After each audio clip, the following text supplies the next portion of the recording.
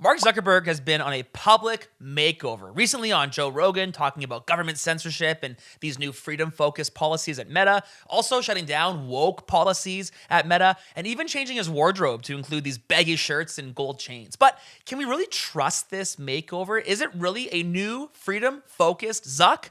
Or is he just riding the red-pilled American wave? Let's dive into it.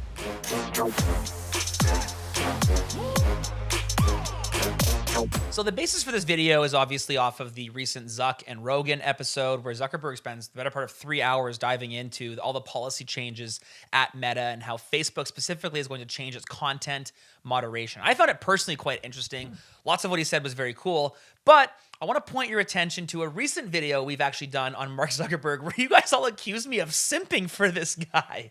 We've got this guy saying Zuck is a schmuck, PR campaign or not, which, yeah, fair enough. You can have that opinion. If you think no one can change, if you think no one is worthy of changing their opinion, isn't that the reason we have public discourse, is to actually be able to change our minds? I am deeply concerned about a society where you cannot change your mind on an opinion you used to have with new information or better information or even just a change of heart. So Zuck is a schmuck. I maybe disagree with that, but PR campaign I deeply agree with. You cannot authentically change just because of a PR campaign. So we'll be investigating this with this lens in mind. You know, I wasn't too deep on our content policies for like the first 10 years of the company. It was just kind of well known across the company that we were trying to give people the ability to share as much as possible. And issues would come up, practical issues, right? So if someone's getting bullied, for example, we deal with that, or we put in place systems to fight bullying. Right. You know, if someone is saying, hey, you know, someone's pirating copyrighted content on the service, it's like, okay, we'll build controls to make it so we'll find IP protected content. You can also see here how he's talking about, you know, they were very reactive to problems, not proactive to thinking about what could be. This is what happens when you don't have a why, right? If your why isn't give people the most access to free speech, then when someone comes up, hey, stop bullying, we're going to blanket just the bullying. When someone comes up, hey, copyright infringement, we're going to blanket just the copyright infringement. We don't actually have this kind of shining principled approach to your changes.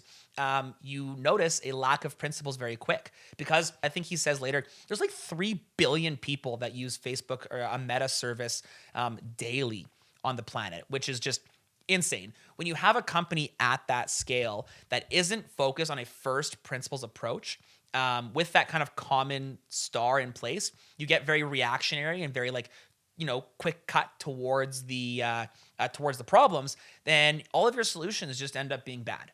People started pushing for like ideological based censorship. And I think it was 2 main events that really triggered this. In 2016, there was the election of President Trump, also coincided with basically Brexit in the EU and sort of the fragmentation of the EU. And then, you know, in 2020, there was COVID. It's an interesting take and just goes to show my bias. I didn't consider Brexit as one of the biggest events.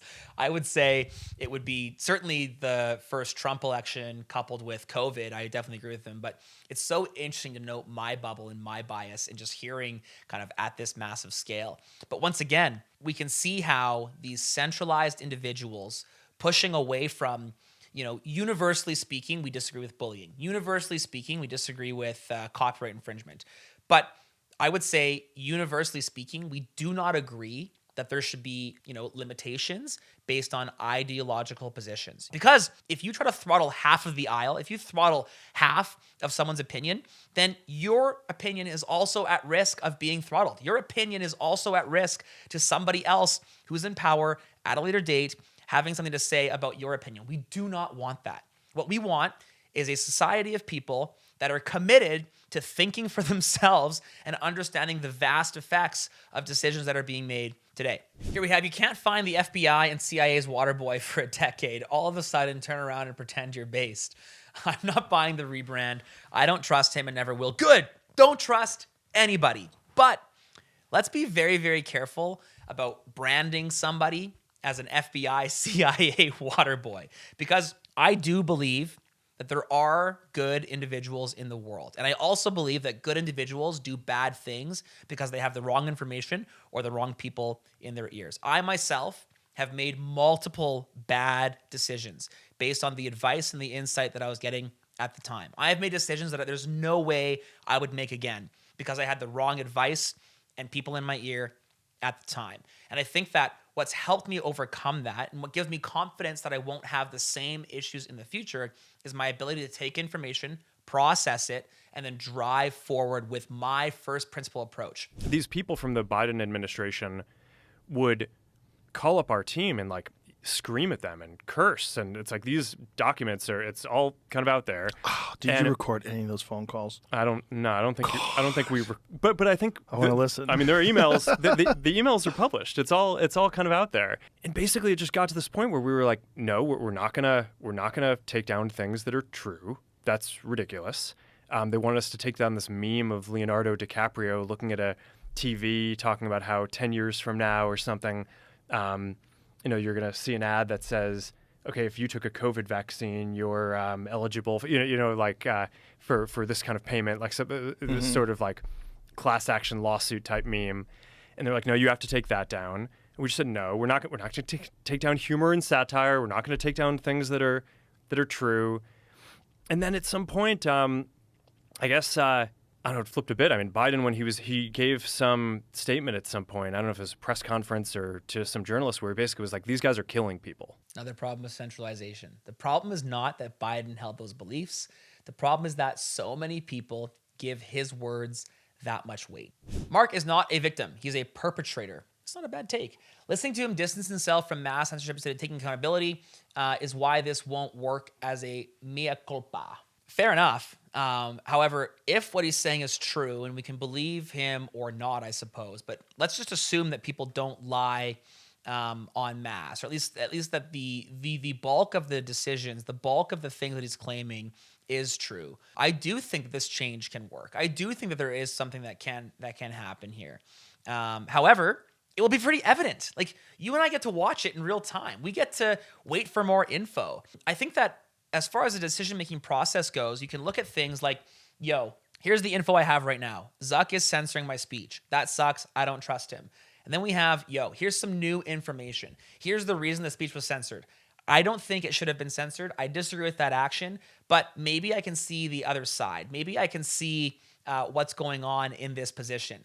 I don't trust him still, but I'm certainly excited to get more information. This is the third step, more information in order to make a solid judgment later. We have to agree that with new information, you should always be willing to make a new judgment. Next, we have, I'm with Mark on this one.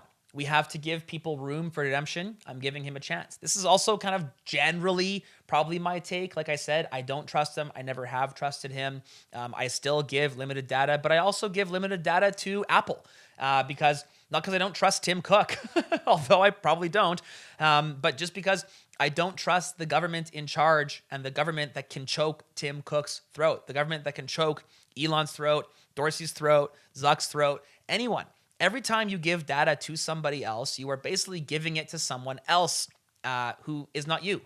And this means that you have to trust them to be strong, to not screw you over and stab you in the back. If you go back to the COVID example, I think in that case, they were doing something, their goal of trying to get everyone to get vaccinated was actually, I think, a good goal, right? It's like it was a good goal if it worked. This is the first principles problem. Getting everyone vaccinated is a very stupid goal. This is the worst goal you could possibly have. Take medicine. That's like the worst goal.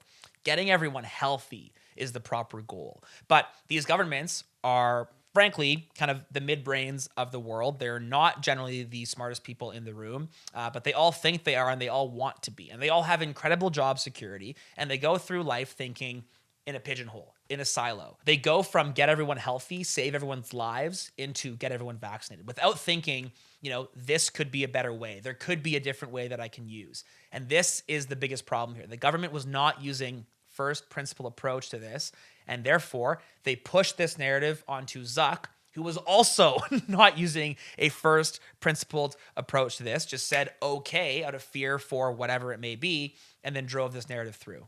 Yeah. If it was real, if it was a sterilizing vaccine, if it really did prevent people from getting COVID, if it really did prevent people from infecting others or transmitting it, but it didn't.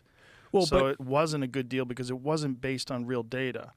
Yeah, but also even if it were, right, it's like if I mean I think that still on balance, knowing everything that we know now, I still think it's good for more people to get the vaccine, but the government still needs to play by the rules in terms of, not like you can't just suppress true things in order to make your case. So I that's kind of my view on it is I'm not sure in that case how much of it was like a personal political gain that they were going for. I think that they had a kind of goal that they thought was in the interests of the country, and the way they went about it, I think, violated the law. This is a nice take. I also, for a very short period of time, believed the narrative. I also believed that, hey, maybe the vaccine is a good thing. And then very quickly, as I continued to research from a first principled perspective, I very quickly changed my mind because that's who I am. I like getting new information and making new decisions. This is just part of how I've grown as a human being and how, as a company, Bitcoin Well gets to grow. Is we get new info, we make these decisions, and we move on. And I think that people in government, people in large organizations, people like Zuckerberg, they get hated on for that. And I think it's a problem. We got to quit this team back and forth nonsense of just like picking a side because someone you like is on that side. And then when they change teams, you're lost. It's like, let's just actually get interested about stuff, research, gather as much info as possible, and then make decisions. And then change the decisions once you have new info. Well, there's a bunch of problems with that, right? There's the emergency use authorization that they needed in order to get this pushed through, and you can't have that without valid therapeutics being available. And so they suppressed valid therapeutics. So they're suppressing real information that would lead to people being healthy and successful in defeating this disease. And they did that so that they could have this one solution. And this was Fauci's game plan. I mean, this is the movie American Buyers Club. Ladies and gentlemen, I present to you the Cobra effect. When you make a rule to solve a very specific problem, you're going to have the Cobra effect. The Cobra effect, in essence, is if you have a population being eaten by cobras, and then you incentivize people to kill cobras, and then you remove the incentivization, you'll have more cobras. You can Google this. We've talked about this at length on these episodes in the past. What we're talking about here is Rogan describing the Cobra effect of a government organization, a centralized body, saying, hey, we've got this problem, here's a new rule. And then, hey, we've got this problem, here's a new rule. And what happens is the rules become so stringent that the end first principle desire, the why, the reason you're doing any action in the first place is completely lost, and you're just following down this red tape of rules. This is a problem. That's Fauci in that movie. That was with the AIDS crisis. This is the exact same game plan that was played out with the COVID vaccine. They pushed one solution, this only one, suppressed all therapeutics through propaganda, through suppressing monoclonal antibodies, like all of it. And that was done, in my opinion, for profit. And they did that because it was extremely profitable. The amount of money that was made was extraordinary during that time. Yeah. I don't disagree. I think that there was a mass amount of financial gain. I do think there was some evil attached to this decision. I don't know that it was evil from Zuck. So now comes the discussion. Now comes the question back to you as the individual. Guys, we've been preaching all day, think for yourself. And that's what I'm asking you to do right now. What does Zuck need to do to regain the trust? Let's say everything is positive. In my opinion, he's on the right track, not, worthy of a blanket forgiveness. Frankly, no one is. There should be, no one is, entitled to this blanket forgiveness for previous actions. However, what do you have to do to get there? If you have lost someone's trust in the past, what do you think you should be doing to regain that? We have this comment here. It's fantastic. Trust is lost in buckets and gained in drops. Lizard Boy. Lizard Boy is probably not the vibe that we need, but this is a great mantra and one for us to think about as we move through our lives. How are we gaining trust in drops? And what actions should we not be doing to not lose it in buckets? I think that this is a good homage. This is a low time preference notion. This is a Bitcoiner mantra where you have to slowly build something up, and then one wrong decision can have it removed from you in an instant. Think about Bitcoin.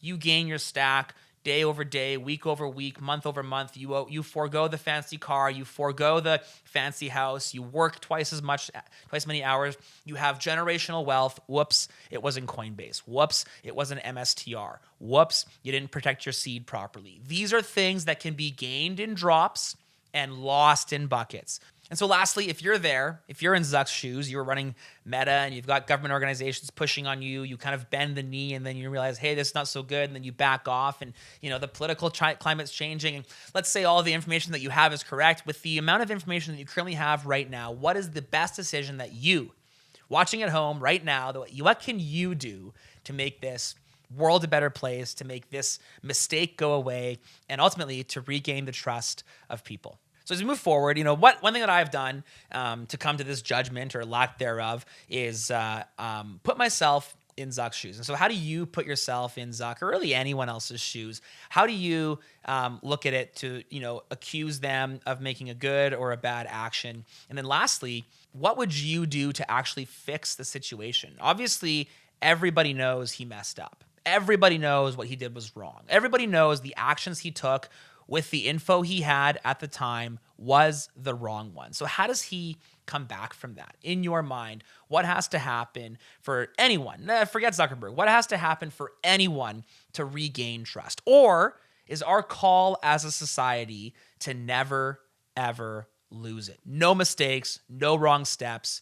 Once you lose it, it's gone. Let me know in the comments down below. Again, if you enjoy watching this show, my name is Adam O'Brien. This is Future Proof, and stay sovereign.